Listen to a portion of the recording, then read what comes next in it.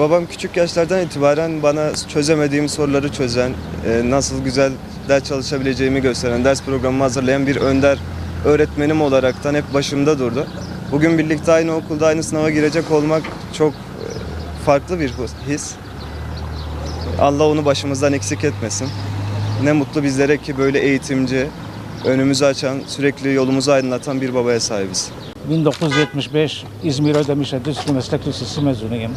1995 Dicle Üniversitesi Mardin Meslek Yüksekokulu Elektrik Bölüm mezunuyum.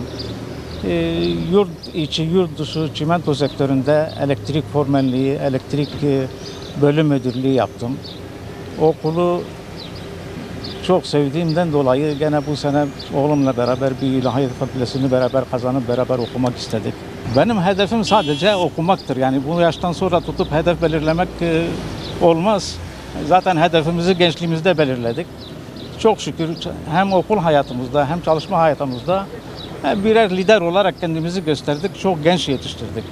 Ben ayrıyeten meslek lisesi Mardin Çimento'da stajyer eğitmeniydim.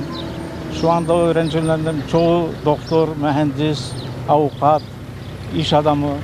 Çok şükür yani bundan sonra da biz sadece okumak istedik. Yani böyle bir hedef yok. Okumaktır hedefimiz. Tabii çok güzel bir duygu. Mesela en azından beraber yürüyebiliyoruz. Değil mi? İnşallah kısmet olur da aynı sıralarda oturabiliriz.